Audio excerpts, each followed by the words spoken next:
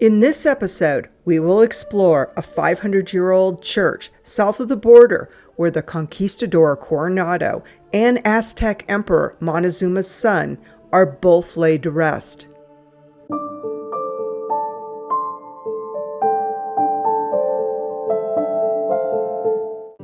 The site was the most important Dominican monastery in Mexico City for hundreds of years, but as of today, only this church remains. When I first walked into the church, the first thing that came to mind was how old and ornate the interior was. As I walked in, I could see the damage of years of ground sinking and earthquakes all along the walls and walkways.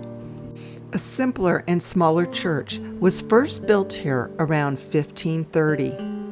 Which is only 9 years after the Aztec Empire fell to the Spanish. Shortly after the opening, the structure was badly damaged by flood.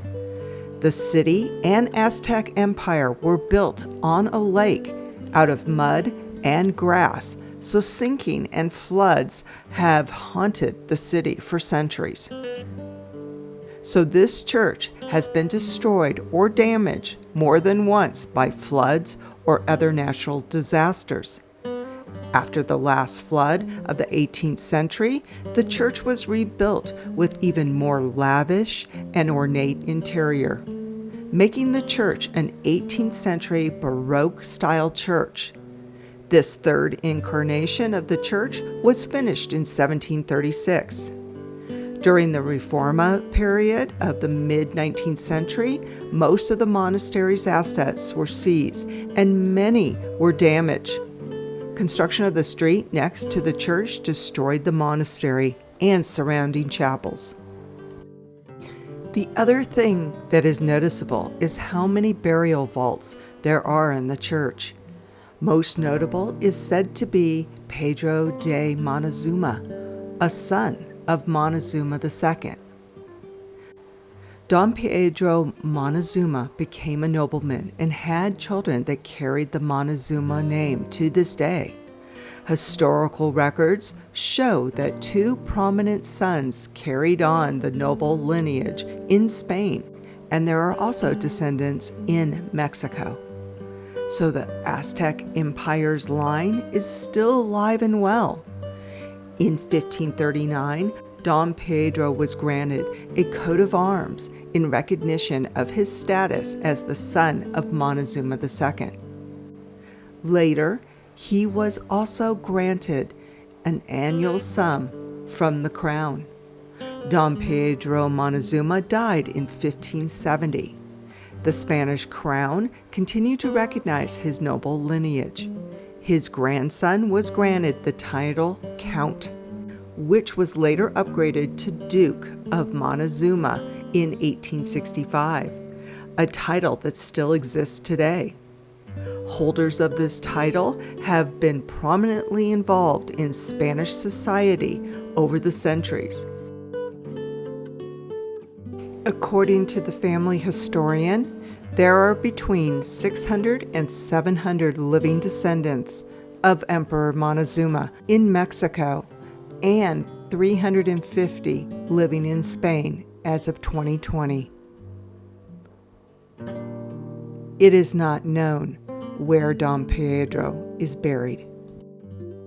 In addition, the church contains the tomb of conquistador and explorer Francisco Vasquez de Coronado.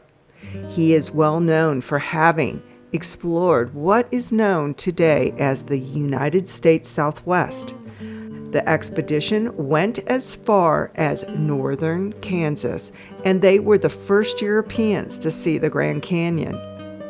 Coronado died in 1554 at the age of 44 of an infectious disease. It is thought he is buried under the altar.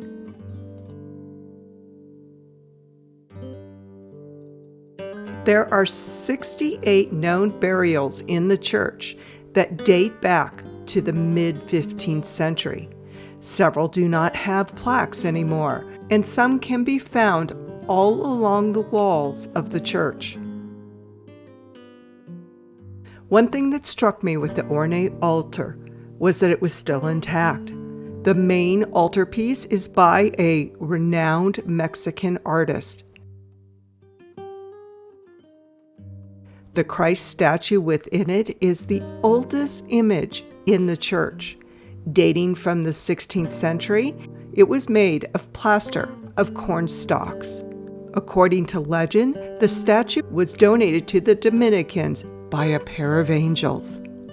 Today, the church is much loved in the neighborhood and beyond.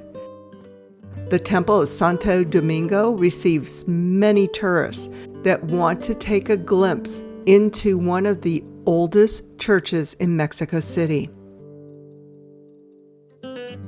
We invite you to watch and enjoy all our videos about the world's greatest places. Thank you, and always remember to keep exploring and enjoying the many sacred sites all around you.